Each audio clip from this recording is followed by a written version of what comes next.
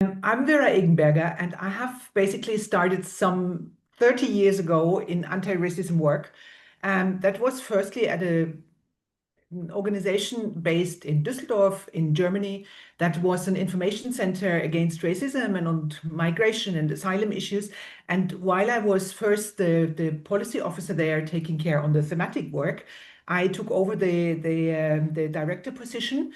And during that period, I learned about the starting line group because Europe was in a very progressive position and there was funding available. And I got to learn about the starting line group. And um, a little bit later, that behind the starting line group, actually, there are individuals that are very intensively involved in MPG, in the migration policy group.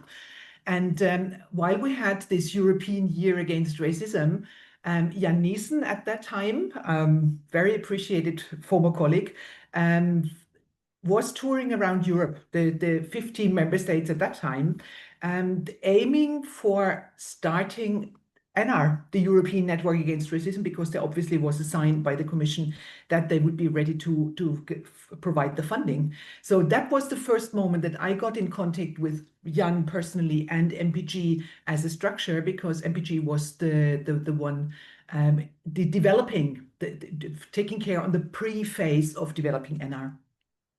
And that was quite interesting to me because I had already quite an international orientation, and I was working at the national level, so I was extremely involved and interested in doing European work. And at that point in time, anti-racism NGOs, or the people working in anti-racism NGOs in Germany, did not speak that much English. And Jan realized that my English was fairly fluent, and he asked then, and what was probably for me a very important moment of my life, of my professional life, that he asked me if I would be ready to support the constitutive conference of NR in Brussels. And I was very happy to do that. Bit of rapporteur, bit of coordination, bit of whatever. And I got in contact with all the other people from the various other NGOs working on racism across Europe. And a good cooperation started. And so I was already in touch with the pre-phase of the European Network Against Racism, and with Jan quite regularly, because I was involved in developing a national network of anti-racism NGOs in Germany. And so it was a bit of the connecting point between the German NGOs and the European level. And as the office of NR was then opened and there had been a few vacancies, I applied for the director position, and I got it. And that was the point where I then very, very regularly worked with Isabelle Chopin, with Jan Niesen, and in the few days, just in the roundup of the interview today, I passed on a few ideas again and a few situations that I remember that I, in fact, learned a lot from Jan and Isabel. I had some national experience, but hardly or very little European.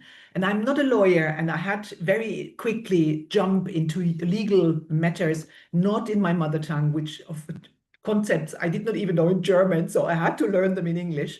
And I must say they had been very, very patient with me, and it took me a while to get it done with the language and get it done with the concepts they had been promoting in this starting line group, the proposal for the equal treatment directives. And I'm still participating and making use of that knowledge that I have gained from them.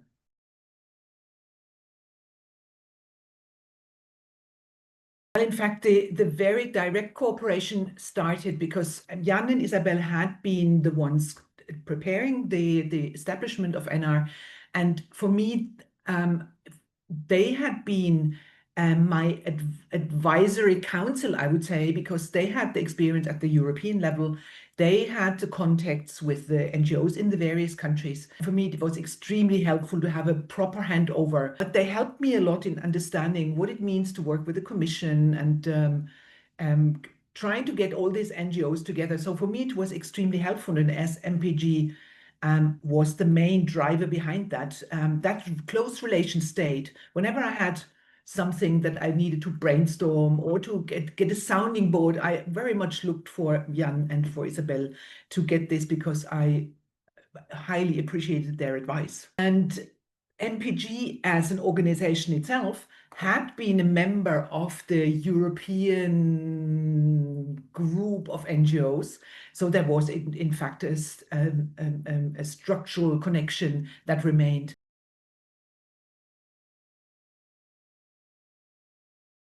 I think that was quite a lot. It was not MPG alone, but MPG, from my point of view, was the continuity behind this idea of bringing NGOs together or bringing individuals together, thinking in terms of having an equal treatment directive, having done the lobbying work and achieving this, then accompanying that first draft, then supporting the development of NR. All that would not have happened without MPG. I think the idea was brilliant.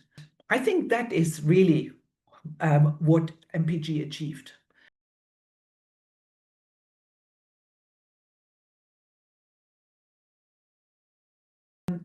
I think we have achieved a lot, and MPG was one of the big drivers of achieving where we are. There is quite some danger that we lose a lot.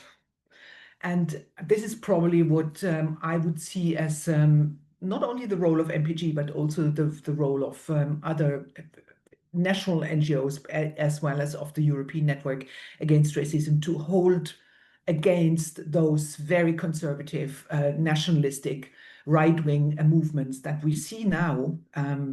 We see indications at the national level, where I work now since about 15 years, that we are going back. Nothing is for granted. Standards can be reduced easily from one day to the other.